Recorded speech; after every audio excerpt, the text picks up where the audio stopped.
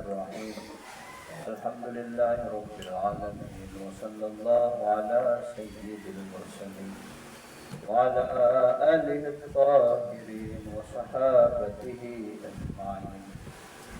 قال المصنف رحمه الله ونفعنا بعلومه وعمله في الدارين. باب ما يصح من الإجماع وما لا يصح. Bab bagay na sah na maging ijma wa ma la yasih, at yung bagay na hindi sah na maging ijma. Ito yung masala, ano ba talaga yung pwede maging ijma at saka ano yung hindi pwede maging ijma. Kasi hindi ibig sabihin na kapag nagkaisa yung mga tao na sasabihin na yun na ijma. Waman yu'tabaru qawluhu, at sino yung ii'tibar ang salita niya. Sino ang mu'tabar yung salita. Kumbaga na sino yung matatanggap yung kanyang salita. Waman la yu'tabaru, at sino yung hindi matatanggap. Dito na yung makpul. No. Hindi tanggap yung kanyang tawag dito salita. Waman yu'tabar ay waman yuqbalu qawluhu, waman la yuqbalu qawluhu. Ano nito? Sabi niya, wa'lam anna ijma'a sa'iril umami. Alamin na ang ijma' ng lahat ng umat, siwa hadhil ummati, maliban sa umat na ito, na laysa bi hujjatin, hindi dalil. Yani hindi matatawag na ijma'. Hindi matatawag na ijma. Hindi matatawag na ijma. Kumbaga na ang ijma ng mga sinaunang umat ay hindi matatawag na ijma. Hindi matatawag na ijma. Kasi ang pagkakaroon ng ijma ay pagkatapos ng Rasulullah sallallahu alaihi wasallam. So, mustahil na yung ijma ng mga sinauna na magiging ijma din para sa atin. Kasi may level ng ijma eh. Kung ang ijma ay nagka-ijma ang mga sahaba, na yung mga tabiin at hanggang ngayon, na bawal sa atin na sumuway. Ang wajib lang sa atin sumunod. Yan po wajib lang na sumunod. Yun yung sa atin. Pero ang issue ngayon ay tungkol sa mga sinaunang mga umat, katulad ng umat ng Nabi Musa, umat ng Nabi Isa. Ano kaya? Magiging ijma ba yung pagkakaisa nila o hindi? Kaya nga sabi niya dito, laysa bi hujja, hindi sa atin dalil. Kahit kayong mga naunang kaum na mag-ijma sila, hindi sa atin magiging ijma. Ano dito? Wa qala ba'dun nas. At sinabi ng ilan sa mga tao na ijma'u kulli ummatin hujjatun. Yung ijma ng lahat, ng lahat ng umat, yani umat Islamiyah, na hujjatun dalil. Yan ay dalil daw. Wa huwa ikhtiyaru asy-syaikhu Abi Ishaq. At ito daw ay napili ni Abu Ishaq al-Isfirayaini. Si Imam Abu Ishaq al-Isfiraini o Isfirayaini. Al-Isfiraini o di kaya na al-Isfirayaini. Al-Isfiraini o di kaya al-Isfiraini. Yini pala, hindi yaini. Yini. Isfirayini. Yan daw ang kanyang pananaw. Itong si Abu Ishaq al-Isfirayini, nakasama yan sa madhab ng Syafi'i. Wat dalilu ala fasadi dhalika, dalil na sira. Dhalika ay qawlu ba'din nas, o kaya yung qawl na ito ni Abu Ishaq al-Isfirayini na mabayan na yung bagay na ipinaliwanag natin. Ano yung bagay na pinaliwanag natin? Anna. Yung anna na nalaglag sa bayan ay min anna. Anna al-ijma'a, na ang ijma' innama sara hujjatan bisyar'i. Katotohanan naging siya na ijma na hujjatan dalil bisyar'i sa pamamagitan ng syara ay bil Qur'an wal hadis. Naging dalil yung ijma na yun. Naging dalil ng dahil sa merong Quran at merong hadis na yun ang pinagkunan ng mga ulama natin na mga mujtahidin ng tinatawag na hukom pagkatapos na yung fatwa nila na nagkaisa sila na yun ang tinatawag na ijma. Wasyar'u at yung syara, yung agama na lam yarid, na hindi dumating siya na syara, yani yung Quran at saka hadis, illa bi ismati hadihil ummati, maliban sa isma, maliban sa pagiging ligtas o kaya protektado, maksum, hadihil ummati, nitong ummat, yani ummat Muhammadiyah. Maliban sa ummat Muhammadiyah na walang dumating na dalil na sila ay ligtas o kaya sila ay protektado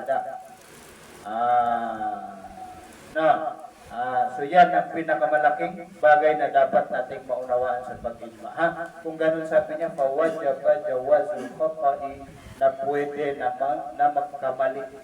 Na dapat lang o kaya wajib na meron na pwedeng magkamali, alaman siwaha, ang iba sa kanya, iba sa umat na itong minal umam, mula sa mga umat. Kasi hindi nabanggit sa hadis. Hindi katulad ng hadis na itong umat na ito na latad siya may ummati ala dalala. Hindi may ijma ang mga umat ko sa kaligawan. So anong mafhum nun? Ibig sabihin na yung mga sinauna sa umat na ito na pwedeng magkamali. So dahil doon sa pwedeng magkamali, wala sa kanila yung isma. Wala sa kanila yung tinatawag na pagiging protektado sa pagkakamaliwan na sila ay magkaisa. Yung mga umat na ito. Kasi nasa mga ulama mujtahidin, yung mga ulama mujtahidin na talagang sila ay siniyapuan na bukod sa kanilang talino, na yung kanilang pagiging tapat, pagiging matuwid, pagiging mga mutakin, ariyo, na sila yung mga tao na gano'n. Hindi katulad ng mga sinaunang tao na hindi sila nabigyan ng ganitong title na tinatawag na isma.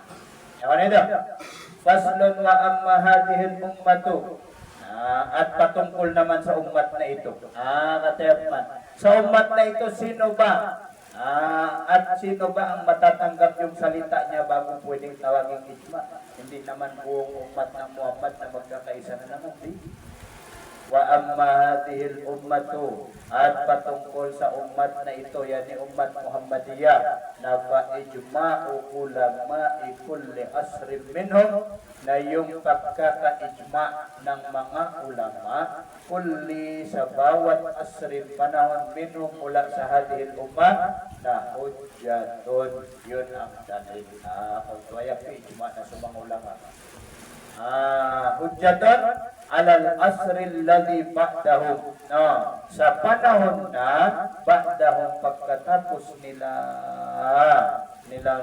na ulama, o kaya pagkatapos nila ng mga ulama, yung mga sinaunang ulama na yun. Yun ang pananaw ng usulul fiqhi sa apat na madhab.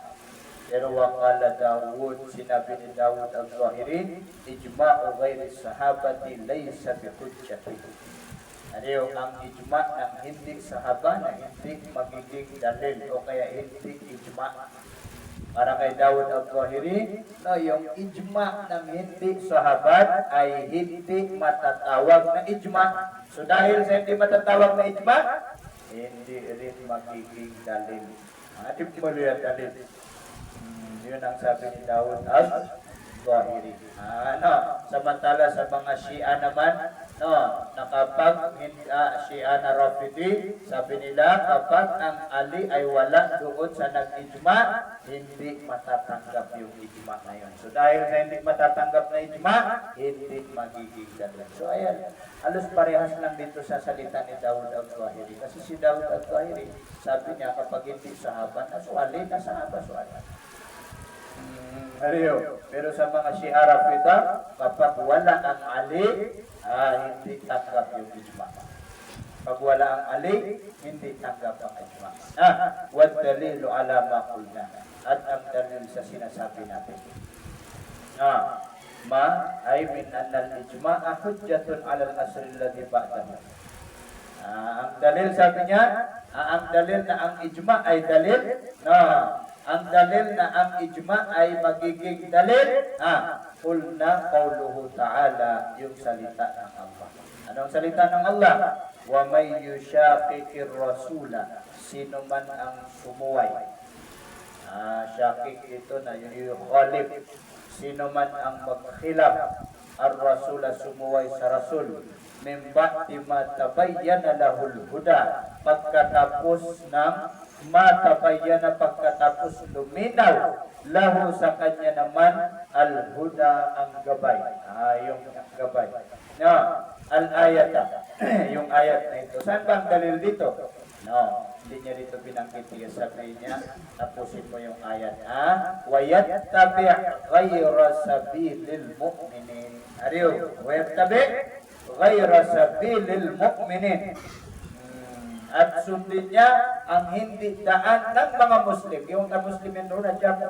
Ayun ang dalil ng ijma. Hanggang sa sinabi ni Imam Shafi'i, no, matagal kong sabi niyang sinusuri sa Quran at saka sa Hadis ang dalil ng ijma. At nalaman ko na ang dalil ng ijma ay yung ayat na ito. May yushaqiqir rasul min ba'di ma tabayyana lahul huda wa yattabi' ghayra sabilil mu'minin. No, nuwalli ma tawalla. Ano ba yun? Yung ayat na yun. No, hanggang doon sa katapusan. Ayun ang dalil ng ijma. Wa yattabi' ghayra sabilil mu'minin. Walang yufarriq, at hindi pinag-iba ng Allah. Ariyo, kumbaga na wala siyang sinabi doon na sahaba lang. Basta ang importante na lahat ng mga Muslim. Na al-ibratu bi umumil lafzi la bi khususis sabab. No, ang ibrah dito ay umum yung lafaz, hindi khusus yung sabab. Yung kanina.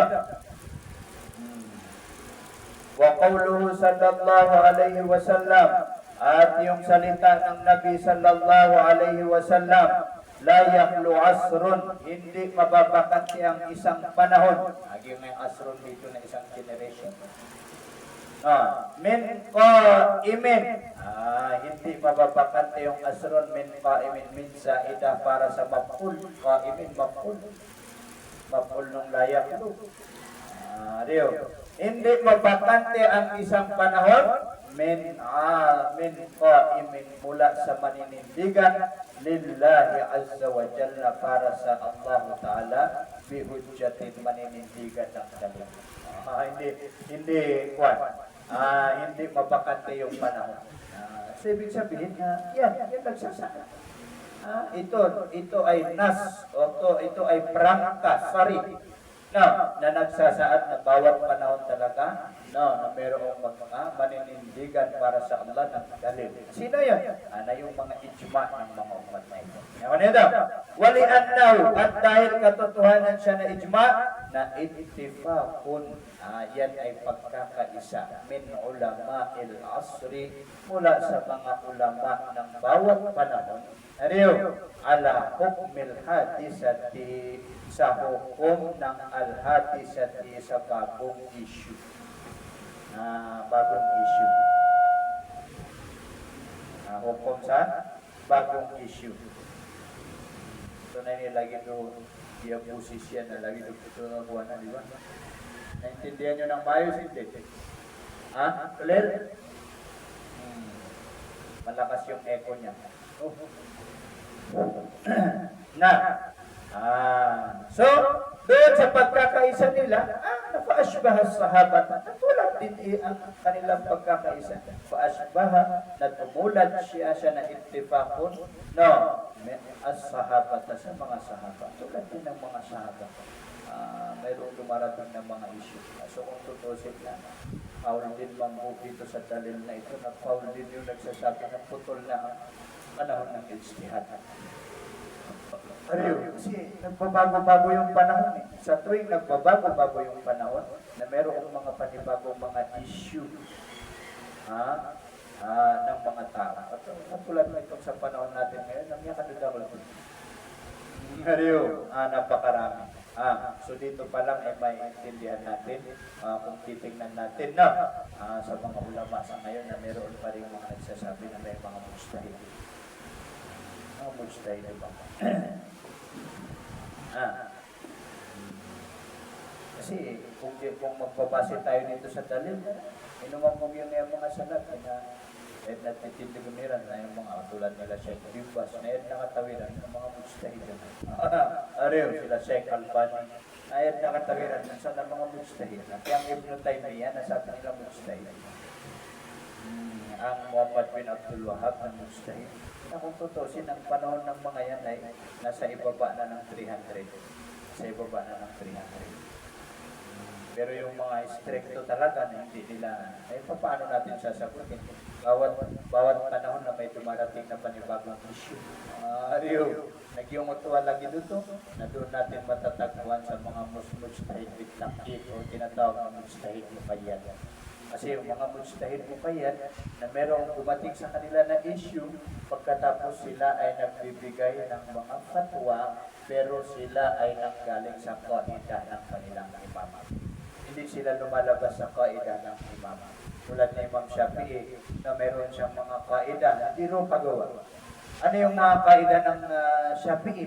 Natigyan na pinag-aaralan natin na usulul fiqh na ang dalil natin 5. Itong mga binanggit dito sa usulul fiqh. Na totoong nag-iimta yung mga ulama na may madhab ng Shafi'i pero hindi siya umaalis sa kaidah ng Shafi'i.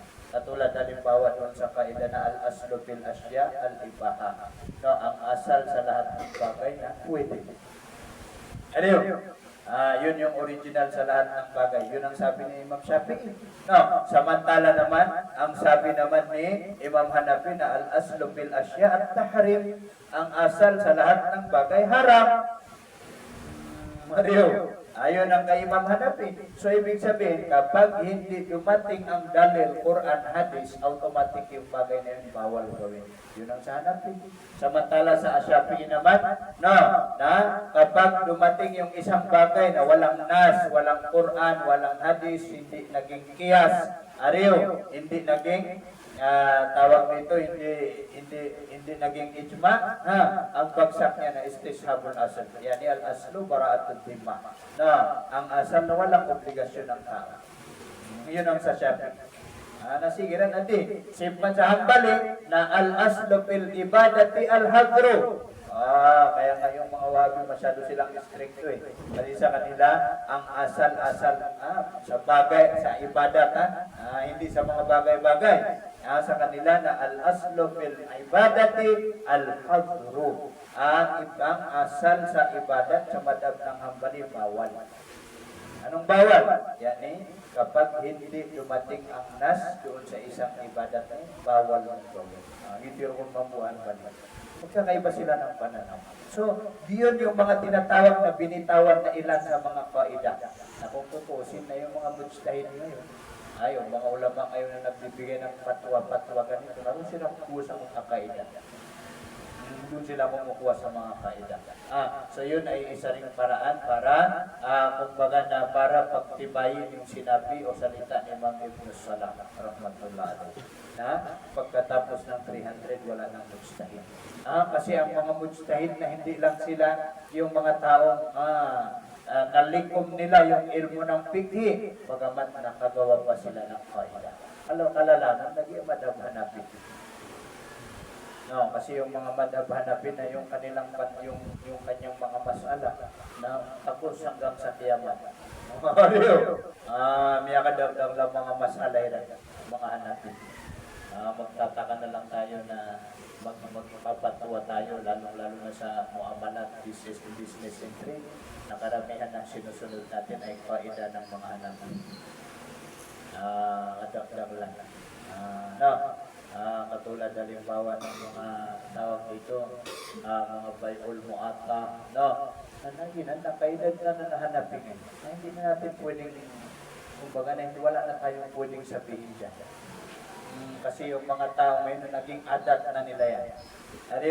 Naging nakasanayan na nila yung bibili ka tapos walang bigkas-bigkas. Doon na akad.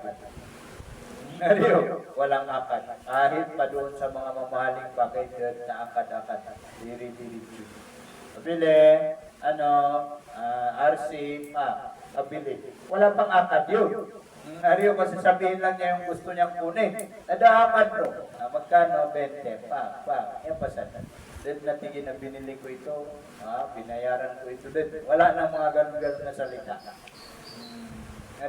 So kadalasan na yun na ginagamit sa fatwa ngayon na karamihan na sa halatan. adapter lang. Pusat ang mga anak. So, binahintulot naman ng mga ulama natin. Ano yun? Talpik ba yun o hindi? Nakinapag-aralan nyo ng masalat talpik. Ba't hindi ka tayo sumasalat talpik?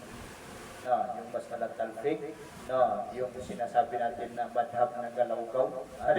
Madhab na halo-halo. Na yun yung isang tao na doon sa isang masala o kaya isang bab na pinaghalo-halo niya doon yung iba't ibang madhab. Hindi pinag-itulo pa kayo. Talpik ko yun.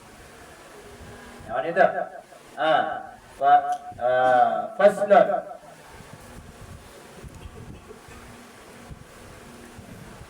ويعتبر في صحة الإجماع اتفاق جميع علماء الأصل. At maiiktibar fi sihhatil ijma' sa pagiging sah ng ijma' na ittifaq jami'i ulama'il asr. Magkaisa ang lahat ng mga ulama sa iisang panahon. Magkaisa. Magkaisa, ittifaq alal hukmi sa paghatol. Alal hukmi ay fil hadisati sa isang issue. Alal hukmi ay hukmi ay fil hadisati sa isang issue. Fa in khalafa ba'duhum na kung magkhilaf tumaliwas ba'duhum ang ilan sa kanya. Ang ilan sa kanya, kung tumaliwas ang ilan, yan hindi sumang-ayon ang ilan, hindi man nakhilapu. No, na yung ilan na yun, gaano karami, kahit isa lang ang hindi sumang-ayon, na lam yakun dalika ijma'an, hindi magiging iyon dalika ay ittifaqu ulama el-asri na yun. Hindi yun magiging ijma'. Hindi yun magiging ijma'. Bakit? Kasi may tumaliw, may sumuway. Kumbaga na may hindi sumang-ayon, hindi man nakilap. Huwag kayong magkakamali ng pag-intindi na yaman na kilap na pagtatalo. Hindi. Yaman na kilap na hindi pagsang-ayon sa fatwa. Hindi man na kilap. Dito sa pagbigila. Dito sa pagbigila. Ayun ang kaulugan ng kwan. Yung hindi pagsang-ayon sa fatwa. Hindi man na kilap. Awan niyo ito, ginawa nagkasabutan ng niya, kilap sila, nakakala ng tao ngayon na nag-aaway. Ano ba nag-aaway? Ay hindi sumangayon sa pananaw. Awan nito, wa minan nasi man qala in kana al-mukhalifuna aqalla adadan min al-muwafiqin. Wa minan nas at ilan sa mga tao yan mula sa mga ulama usul. Mula sa mga ulama usul, man qala na sinabi niya na inkanal mukhalifuna, kung ang lagay ng mga sumuway yan hindi sumang-ayon, adadan mukhalifuna, yung mga hindi sumang-ayon, akalla mas maliit adadan ang bilang minal muwafiqina kaysa sa mga sumang-ayon, na lam yu'taddu dhalika bi khilafihim. Hindi maibibilang iyon. Dalika ay dalika yan iman kala dito. Pero ang totoo niyan, yung kaunul mukhalifin akalla. Hindi maibibilang iyon. Yung pagiging maliit ng bilang nila. Dalika lam yuqtaddu dalika, hindi maibibilang iyon. Dalika ay kaunul mukhalifina aqalla adadan. Yung mga mukhalif, yung mga hindi sumang-ayon. Kumbaga na hindi maibibilang iyon, yung hindi sumang-ayon na maliit ng bilang, bikhilafihim, ang kanilang pagkhilaf, ang kanilang hindi pagsang-ayon. Yung hindi nila pagsang-ayon na dito, kung maliit lang sila, ayaw nyo sa kataw. Yun ang pananaw ng ilan sa mga ulama. So anong ibig sabihin niya? Kung ganun, ijma pa rin. Ibarat to, itong kayo dito, kayo lang ang ulama sa panahon, at dalawa ang sumuway, siya sinagusimang kano. Kilapot, ariyo. So dahil sa liit ng bilang nila, na yung pagkaliwas nila o kaya hindi nila pagsang-ayon na hindi yun basehan para hindi mabuo ang ijma. Yan kanito, ayun ang kaul nitong Ba'dun-Nas. Yun ang kaul nitong Ba'dun-Nas. Wa qala ba'duhum at sinabi pa ng ilan sa mga tao, yan, ilan sa mga ulama usul, in kanal mukhalifuna adadan, kung ang kalagayan ng hindi sumang-ayon na adadan bilang na la yaqa'u al-ilmu bi khabarihim, na hindi magaganap yung ilmu, yung yakin, yung sigurado. Kumbaga na bilang ng mutawatir o tama. Kung susundin natin o pamahalimbawa, sa pagkakaulugan ng mutawatir na 10 ang rawi pataas, gintiman ng mutawatir. Na ibig sabihin, pag siyam, 8, 7, ariyo. Kung 7 lang halimbawa, hindi pa yun masasabi na ilmu. Hindi pa yung masasabi na yakin, la yaqa'ul ilmu ay al-yaqino, yung pagkasigurado bi khabarihim sa hadis nila, na lam yuqtaddu bihim, hindi maibibilang sa kanila sila na mga adadan na yun, yung bilang na yun. Yung bilang na yun, na la yaqa'ul ilmu bi khabarihim, hindi maibibilang. So, ibig sabihin, mabubuo pa rin yung ijma. Mabubuo pa rin yung ijma. Pero sa atin natin, isa lang ang sumuway, isa lang ang hindi sumang-ayon, hindi mabubuo ang ijma. Wa minan nasi man qala at meron pang mga tao ang nagsabi, idza ajma'a ahlul haramaini, kapag nagkaisa ang mga tao sa dalawang haram, Makkah wal Madinata, ang Makkah at saka Madina, ariyo, wal Misraini at dalawang Misir. Yung Misrain na ito na Allah alam kung ang Egypt at saka siya. Allah alam, nakalimutan ko na. Benta ko na.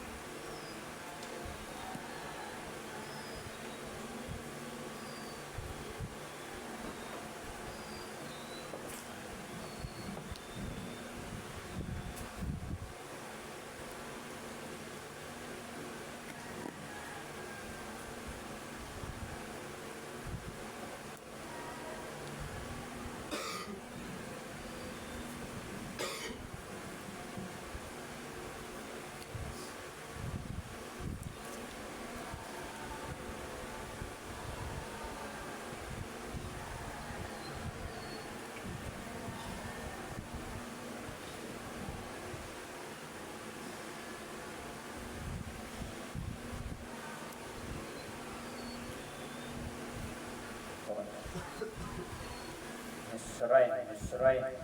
Ang bunugan niyo. Ito na dalawang lugar ito. Dalawa lang, Egypt at saka Syam. Check you.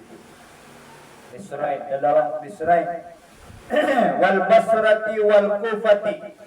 At na-ijma ang Basra Kufa. So, ibig sabihin kapag itong mga ito ang na-ijma, na lam yu'taddu bi khilafi ghayrihim, na hindi maikukwenta bi khilafi ang hindi pagsang-ayon ghayrihim ng iba sa mga nabanggit na ito.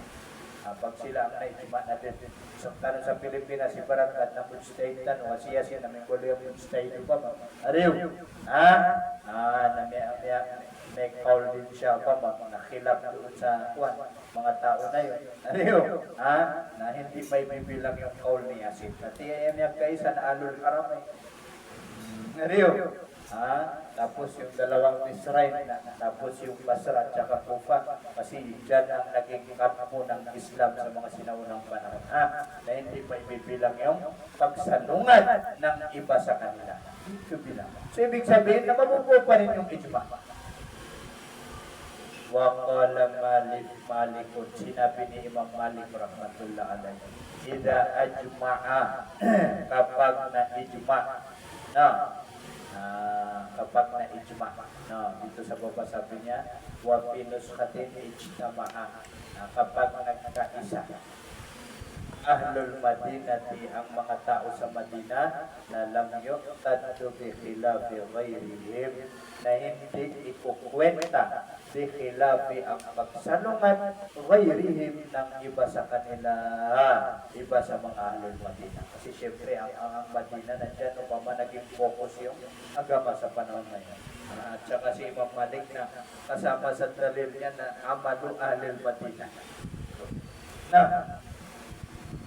Waqala al-Abhari min ashabihi, sinabi ni Imam Abhari min ashabi Malik, mula sa mga ashab ni Imam Malik, innama arada bihi, katotohanan ang layunin niya na Imam Malik, bihi ay bi qawlihi, doon sa sinabi niya, bima tariquhu, sa bagay na ang daan niya na al-ikhbaru, bagay na ang paraan niya yung ikhbar, yung pagbabalita. Anong pagbabalita? Katayaan kiso, ito yung sinuot ng Nabi, ariyo, ito yung pamaypay ng Nabi, ariyo, na nagkaisa yung mga tao sa Madina sa kwento na yun. Okay yun.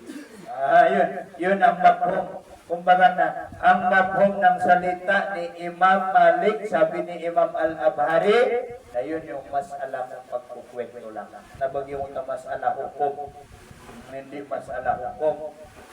Yan kanito. Tulad ng ahbas. Ahbas sa kanila na isang istila ng mga maliki sa wakaf. Kal-ahbasi, tulad ng mga wakaf, waswa'i, at tulad yung gantang. At kaya kitiyin yung alaw gantang nabi. Namisi siya sa mga Madina, kung gano'n alam yung tatlubi, kaulim mo kay Rihim. Hindi may kukwenta yung salita ng iba sa kanila. Yung gantang na yun. Kasi mayroong tinatawag na gantang ng Madina, mayroong tinatawag na gantang ng Iraq, na katulad sa atin na ayang kertatan o gantang na sugat ng sa Iraq. Yung sa Shafi'i, ang hinawakan natin na gantang na yung gantang ng Iraq. Tingnan nyo man doon sa tawag dito.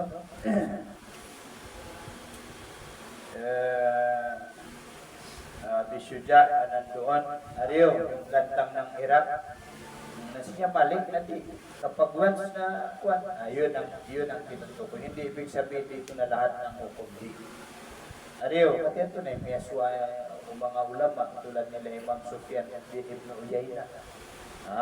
Sufyan bin Uyayna, ang naging ustad ni Imam Shafi'i doon sa Makkah. Niya kadadang lang mga ulama ro. Yung pamana, Makkah. Ariyo. So yun yung murad. Yun ang sabi ni Imam Al-Abhari. Wa qala ba'du ashabihi, at ilan naman sa mga ashab ni Imam Malik, innama arada bihi, katotohanan ang layunin niya, ang maksud niya na Malik, bihi ay bi qawlihi, doon sa salita niya, na kapag na-ijma ang mga ulama ng mga ulama ng Madina na hindi na pwedeng ikwenta. Ariyo, yung iba sa kanila, na ang layunin doon sa salita na yun, tafsir nila. Lagi-lagi yung utuwa, yung sinasabi, yung pinapalabas ng mga salafi at hira na, ida sa al-hadis, pabrobat habib. Sinabi daw ni Imam Shafi'i, kasi yung salita na yan, ang masyur galing kay Imam Shafi'i, na pilit na pinapalitaw ng mga salafi na dinalitero na kahit si Imam Hanafi at saka si Imam Malik ay nakapagsalita din ng gano'n sa al-hadis, pahuwa madhabi. Pero ang masyhur sa salitang iyan ay nanggaling kay Imam Shafi'i rahmatullah alayhi. Nagito na tafsir nila mo. Nilay. Ang magtatafsir yan ay yung mga ashab ng Shafi'i. Merong tafsir doon ng Imam An-Nawawi. Ariyo, na sinasabi niya doon na yung salita na yan ay laysa ala zahirihi. Itong salita na ito na Imam Shafi'i ay hindi yan kukunin sa zahir na pagkakabigkas niya na ganyan. Kaudim niya doon susap. Ariyo, upaman na pangalang keatuan mo si Imam Shafi'i sa pagkasih ng hadis. Ariyo, upaman na lawan ng nakapon si Imam Shafi'i sa pagkasih ng hadis. Baka hadis sahih yun na bada amyan, da khasiyat, da mutlaqiyat, da muqayyadiyat. Marami pa. Kahit pa hadis yan na sahih, kung umum naman, nakabanggaan niya yung hadis na khas sa baba. Hindi kukunin yung hadis na khas. Kailangan sa usul ba yan? Innama arada bi at-tarjih, na itarjih. Tarjih. Pamana tinarjih ni Imam Malik binaqlihim ay biriwayatihim, ang riwayat ng mga Ahlul Madinah. Hariyo, yung riwayat ng mga Ahlul Madinah na yun.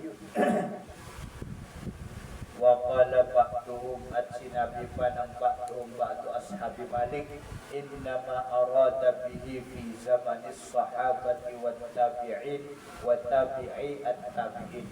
Ang miniminjan ni Imam Malik, sa sinabi niya na yung panahon ng mga sahaba, panahon ng tabi'in, panahon ng mga tabi'in. Ariyo, na kung ito ang layunin, kung ito ang layunin, natin yung pasada. Parehas na ito ng kaul kung ito ang maksud ni Imam Malik. Wa qala ba'dul fuqaha'i, sinabi pa ng ilan sa mga fuqaha, idza ajma'al khulafa'ul arba'atu ridwanullahu alaihim, kapag na-ijma, may pasad sa kaul ni Imam Malik, may pasado. Isa na naman tong kaul sa mga mas'ala ng ijma, kapag na-ijma yung apat na khulafa ridwanullahu alaihim, na lam yu'taddu bi ghairihim, na hindi na ikukwenta yung iba sa kanila. Basta yung apat na khalifa na sila magkaisa natin. Wa qala ar-rafidatu, katesor ko mga Shia. Wa qala ar-rafidatu, at sinabi ng mga Rafidah, idza qala Aliyun karramallahu wajhahu shay'an, kapag nagsabi ang Ali radhiyallahu anhu ng isang bagay, isang mas'ala, fatwa, isang hukom, na lam yuqtad bi ghairihi, hindi maibibilang bi ghairihi yung iba kay Ali. Kuya mama. At yan ito ni mana ijma si kuan ni pwede niya ijma. Ay mana ijma na nagsama-sama, nag-ipon-ipon. Ariyo, at yan ito na ijma sa. May mag-isa lang ang Ali. Ariyo. Ay mana di si Dimbibitira yan na ijma. Wa dalilu ala fasadi hadhihi al-aqawil.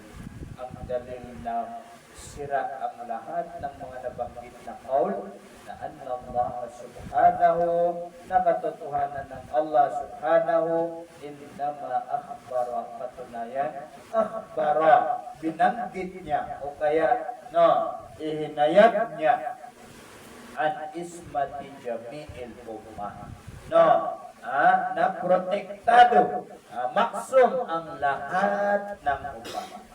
So ano ang mafhum niya? Fadalla, na nagsaad siya na annallaha akhbara ala jawazil khata'i, na pwedeng magkamali, ala ba'dihim, pwedeng magkamali ang ilan sa mga umat, pwedeng magkamali kung may ilan na sila.